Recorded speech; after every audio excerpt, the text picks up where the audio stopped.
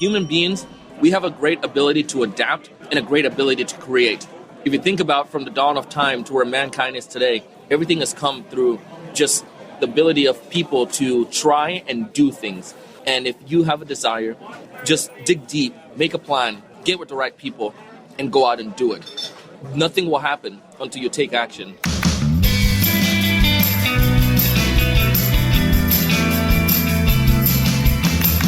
All right, so today I'm here with my good friend Donald Kelly, and we're in the Ale House on Yamato Road in Boca Raton. And the only reason I bothered to even say that is this is kind of almost like a second home for Donald and I. For the last couple of years, we've been coming to lunch here off and on. And I think over the last couple of years, I've literally watched before my eyes one of the coolest success stories that I've seen in my entire life in Donald Kelly. So, Donald, I can't think of a better environment than Ale House, our Ale House, for you and I to just have a little chat about what's happened to you over the last few years. And let's start with, there's some people that don't know about the Sales Evangelist, so let's just talk about where you've come from and what you're up to.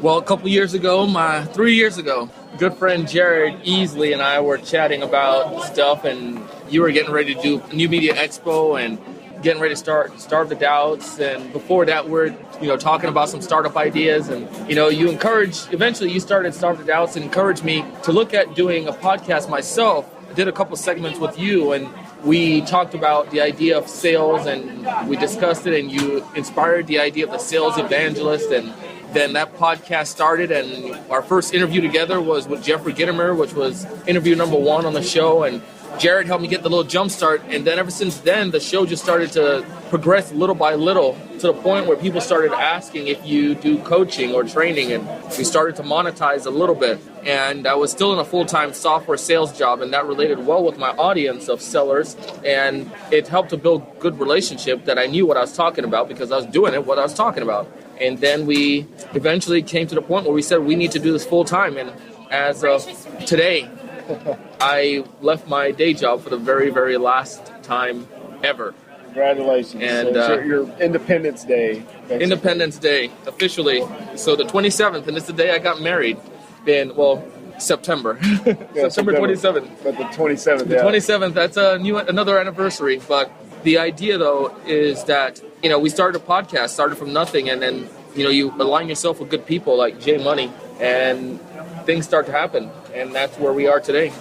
I've asked myself, there are different periods in my life, Donald, I look back and be like, what was that chapter of my life for? Because sometimes it feels like, well, that might have been a season of the desert or futility. And there's times when I look back on a previous job where, working in the same company that you just left, and I think, man, I don't know if that was a good season of my life. I think that might have been a waste of time.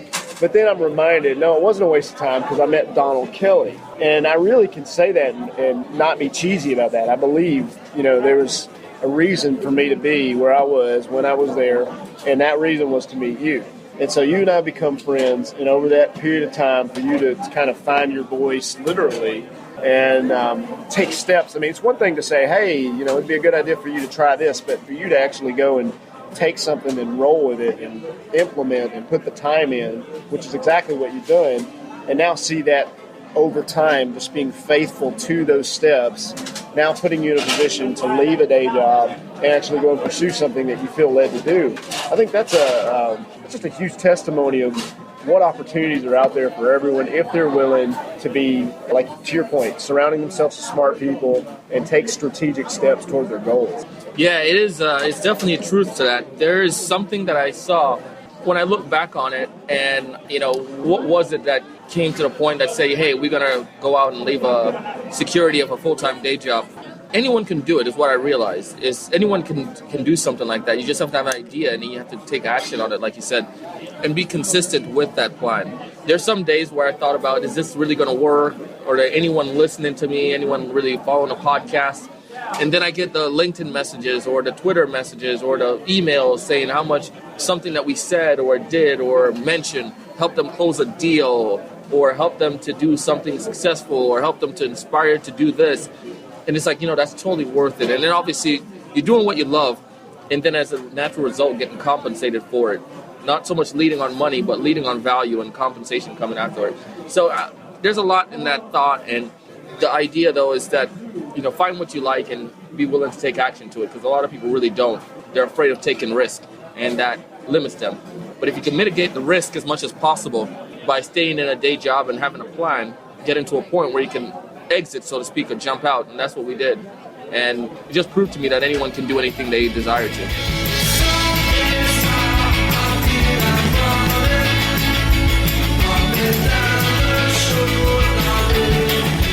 All right, Donald, I'm going to point this out because you and I have never really talked about this, but when I first met you, one of the things that wowed me about you was you were really what I felt was very, very strong at public speaking. And I remember making a couple comments to you because you were just in a local, sales meeting in the organization we were in, up there just being yourself, talking naturally. But I saw that as, whoa, this guy's got really strong potential for speaking. And you and I chatted about your background in speaking. You talked about how you'd done debate in college. And then I asked you if you'd ever considered something like a Toastmasters. And I think at that particular point, you'd not really given that much thought. And so the reason I bring this up is sometimes we have things that we're good at, we're strong at, but we don't necessarily see it. We may know of it, but we may not see it like someone around us. So let's speak a little bit to that. Like, I'm not saying that to toot my own horn, but I did notice in you speaking, and now speaking has become a big part of what you're doing. What encouragement do you have to somebody who's saying, hey, I think I have these strengths? Is it possible they could be getting feedback from friends, from people who might see your strengths in a different light? I don't know if there's anything you'd like to add to that. Yeah, I think there's a lot to that in the fact that you have aligning yourself with the right people and making sure that you associate people that are going to build you up and not bring you down. And I knew I had ability to speak, but I didn't know what to do with it or if it was going to really, progress into anything. But having somebody like Jay Money around who was able to say, there's a lot more to it than what you're doing with your talents and with your abilities, essentially, by, introducing me to Toastmasters. That was huge because it opened up a whole new avenue that I never thought about before because my mind was closed towards it. It was just, I can speak, I'm confident, get in front of an audience. But you got to make sure you get with the right people. You got to make sure you get out there, and you can't be afraid of trying new things. And by being with friends and family that really support you and encourage you to try different things, they can see stuff that inside of you that you can't see inside yourself. Who would have thought that I could be competing nationally, at the regionals and districts level for speaking competition? Who would have ever thought that I would get hired to come in to speak at organization on a topic that I love? It just seems like it's not legal, But if Jared had not, there's a couple things. If I wasn't willing to get out there, and if Jared wasn't more so willing to say, hey, as a friend, I see something in you that I think you're good at, I don't think I would have really taken off with my speaking. I had other people, share stuff with me, but I was apprehensive about doing anything. But then along came Jared, and encouragement pushed me to try it. So I highly encourage that. You got to practice, and you got to practice with people that really care for you and trust their judgments over sometimes some of the lies we tell ourselves. Toastmasters doesn't pay you to speak, but you being willing to test that out and try that out, you got more encouragement, more feedback, and validation on your speaking, and that's now led to you, as you pointed out, you getting paid to speak. You're actually preparing to go out on a speaking tour, speaking at different universities and doing some workshops that are paid. Let's talk a little bit about that, how someone has gone from no speaking opportunities to now being in a scenario where they're getting paid to speak. It goes back to friends. Started off with Toastmasters. Toastmasters you do it as a free event, a free thing. You go to Toastmasters and you go and practice. But I started doing little events with Toastmasters. They invited me to come and speak for free, and I would speak, and then people would see that stuff. I shared it on social media, and then my other friends started to notice. People started to take notice of that. And then one of my buddies knew my story of how I grew up, and he worked at a college where there are a lot of first-generational college students who their family don't have a background, or they're the only members of the family going to college or ever went to college. So being able to chat with those students, he thought would have been a great gig. So I went and did that as a free opportunity. And last year, what college was that? Cal Poly San Luis Obispo campus. So in California, you live in Florida, so we're talking across the country. Across the country. Yeah. And that was a free opportunity. So this year when they approached me, we discussed the idea of payment, and he worked it out with his boss and with higher-ups that I got an opportunity to get a paid gig to come out and speak. And then not only that, They also introduced me to another organization in San Diego that is looking for speakers as well. And that one we're in a process of negotiation and working that opportunity. But again, it started as a free thing, and people started noticing, your close friends, people who know your talents and abilities and about you, they encourage me and help push me to go out and try something, and that's what happened. And now that's developing into more speaking. So I may have other opportunities throughout the California school network to be able to speak and share my story. I think it's real easy for someone to say, well, if I can't get paid right away to do something, then I'm not going to mess with it. But I think that mindset is potentially sabotaging a lot of people from developing something that they could be good at, that they could be getting paid at later on. But there are some folks who just aren't willing to make that sacrifice. And I see hours and hours, countless amounts of time that you put in to sales consulting, that you put into speaking, where you didn't get paid a cent. Putting out the podcast, interviewing high achievers, doing things that other people might scoff at and be like, well, that's just a waste of time, Donald. You're not making any money doing that. But because you've been diligent in doing so, it's put you in a unique scenario now to leave your day job and actually earn a full-time income. But none of that could have happened had you not been willing to plant those seeds and really do the diligence. I mean, do the work. And I saw something on social media today. Gary Vaynerchuk is kind of, ranting as Gary Vaynerchuk does, hopefully in a good way. But he was saying, people are always asking me about their brands. And I say, my first 10 years, this is me quoting Gary Vaynerchuk, saying my first 10 years, all I did was focus on my business. I didn't say a word. Like, some of you need to stop talking and you need to do the work. And I thought, wow, people don't want to hear that. No. They don't want to hear do the work, but that's really the way it is. It is like the problem with social media, because there sometimes can give this false sense of where you need to focus on. So people spend time, I need to focus on my logo, I need to focus on how many times a day I'm going to post. But if you don't have anything to offer, that's where you run into. And that's where you can learn a lot from traditional businesses. Like, say, the big guys like Procter & Gamble or GE or, Mazda or any of these, organization, Toyota, Mercedes. All of them, they created a product that solved a need. And they refined that product. Toyota is a great example of that. And they refined that product over and over. And then as a byproduct, people hear about that product, and then that's where they started to develop and started to grow. Most people want to start the wave before they have something to offer. And that's, and they want to just toot their own horn. They want to focus on the things that are not the superficial stuff and not the things that are really there. I mean, luckily with me, I had, again, speaking abilities, and so I just made sure I found out about that through my friends, and then I started to exploit that and started to work on that craft and giving the time to it and practice it and speaking and giving free events and making videos and stuff. But as a natural byproduct of the speaking, again, people started to notice and things started to grow from there. And then I had someone say something to me the other day, which was like, it blew me away. Somebody that you and I both know, I guess we can call him out in a good way, but Mike Kim. Mike Kim is big on branding and so forth. And then Mike Kim mentioned to me, he's like, you have a really good brand. And I was really blown away because I was like, serious? And just the things that he said about the website and about the way that we do stuff, I wasn't planning any of, we planned some of that stuff of what we wanted things to look, but I wasn't saying, well, we're going to focus on branding. We just focused on delivering value and what thought was best. And as a byproduct of that, then people started to notice.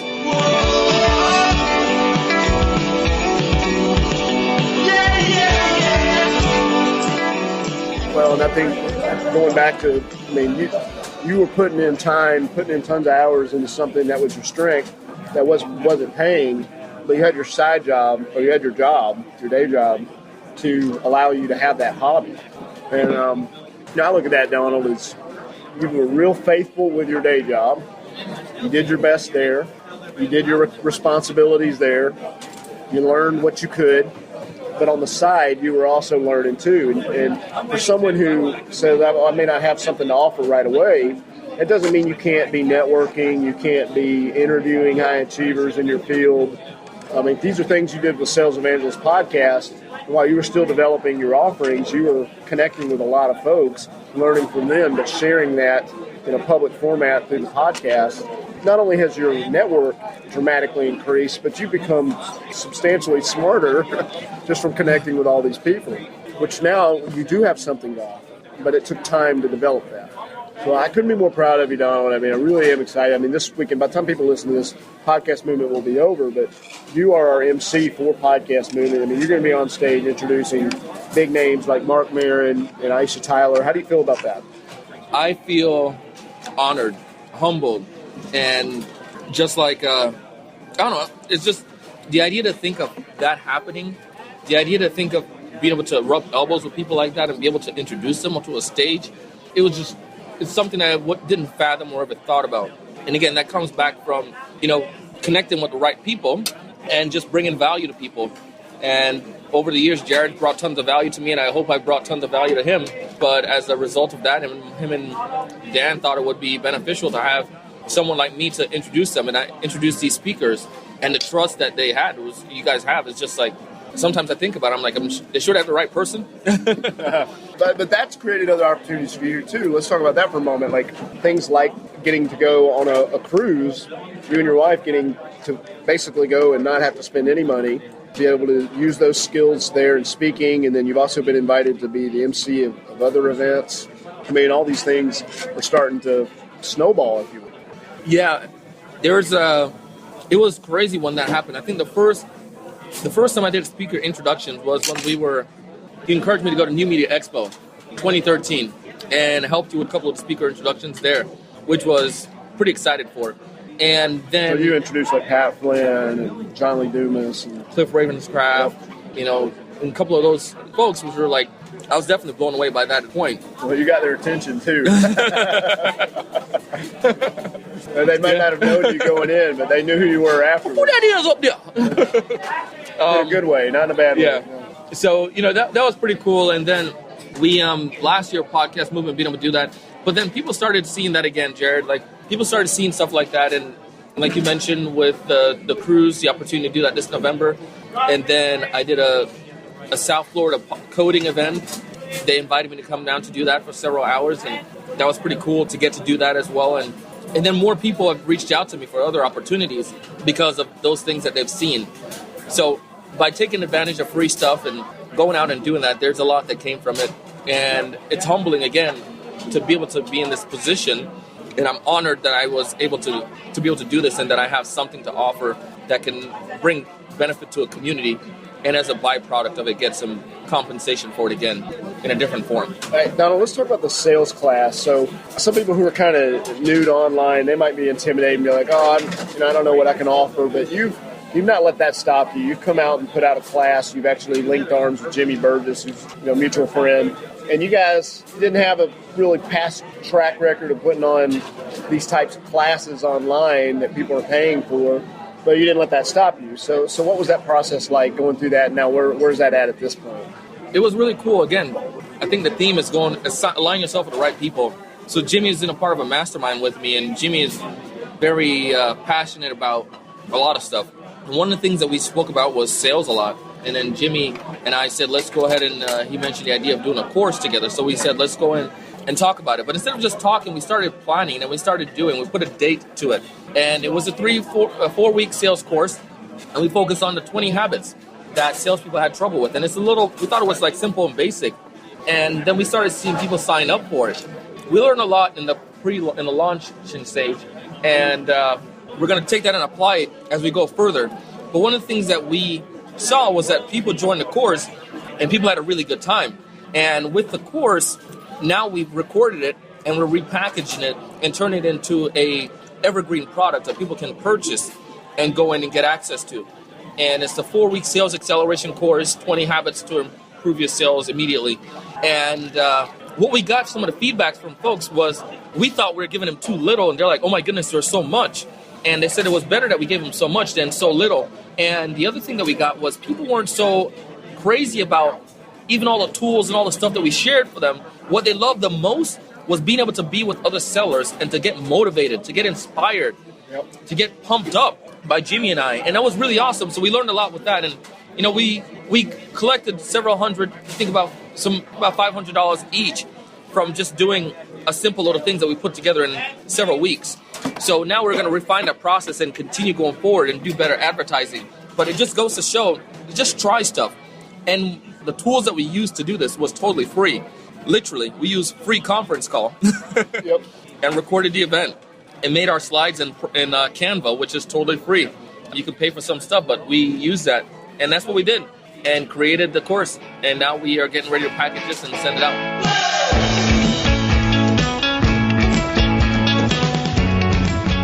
I think that's amazing. Like conversations you'd probably have anyway, just by inviting other people to be a part of it, charging a fee for that. Now you've made hundreds of dollars off, phone call you probably do it anyway for free, talking with Jimmy just about sales. This is just a little more structured, of course, but I think that was brilliant, and I hope that's an encouragement to someone who's out there thinking, well, I don't know what I can do. Hopefully that's an idea right there. Hey, could potentially be putting together a class and just having it in a conference call format. I just really am proud of you, Donald. I mean, I've seen your progress over the last few years, and for people that are sitting there feeling stuck right now, I hope your story is a source of encouragement to them. While not everything happens overnight. If you're willing to be diligent, you're willing to be faithful with the responsibilities you have, but also keep working on that side hustle. I think that formula of faithfulness plus flexibility equals fruit. Ooh. And you've been faithful with your day job. You've been flexible enough to keep building your side stuff, and now you're starting to see that fruit come from that. I really love that about you. I'm proud of you, and really appreciate you taking time to share that. So, Donald, a couple questions and we'll close it out here. So, who's doing something that interests you? Wow, there's a lot of people doing stuff that interests me a lot. I would say Anthony Tran, man. Yep. I mean, Anthony Tran did this, he did something you and Dan pulled off a while back, was online summit, right? And I thought that was pretty interesting. His was pre-recorded, which I think is really smart. Yeah, pre-recorded sessions. And one of the things I loved about it was just the way he advertised it and the way he got the word out about it. And he got a lot of people, and I think it helped to catapult him even further than he was there. He was at a little bit higher than, levels that I've seen. But now he's like, I don't know, he's just shot out the roof. And I thought he's doing some really cool things and appreciate that. The TrafficGenerationAllStars.com. That was really smart. So I thought that was really cool. I like that, what he's doing over there.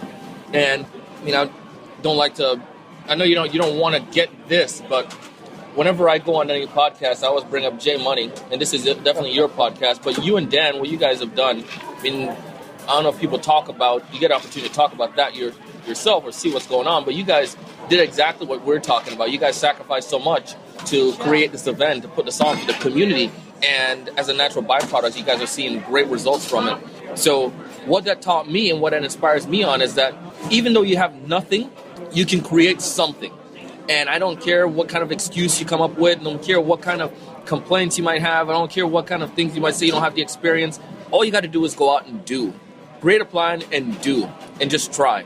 And you guys did that. You got with other people that's been in the industry longer than yourselves. And you created a movement that has literally grown tremendously. So those are some things that inspire me. People who are doing some stuff that I'm trying to keep up with and to learn from. All right, so Donald, for people who want to check out what you're up to, stay connected with you, what's the best place to do that? The best place to go is SalesEvangelist.com. They can get access to our podcast. They can get access to more information about us. You can get access to all of our social media connection there. Or if you're in sales, you can definitely join our private Facebook group, the Sales Evangelizers on Facebook. Shh, don't tell anybody about it. It's a private Facebook group. But it's the Sales Evangelizers. Sellers and entrepreneurs come together, learn, grow, build strategic alliances, and have fun. So check us out there. Okay, and do you have any final thoughts for the Starve the Doubts listeners? Final thought that I had is that human beings, we have a great ability to adapt and a great ability to create. If you think about from the dawn of time to where mankind is today, everything has come through just the ability of people to try and do things. And if you have a desire, just dig deep, make a plan, get with the right people, and go out and do it. Nothing will happen until you take action. And sometimes we get too comfortable in our positions, but get forced in a corner. Human beings are able to do great things, and you just have to tap into that instinct and just do great things. No, you can. So I always tell my audience to go out and do big things, and when you do that, big results happen.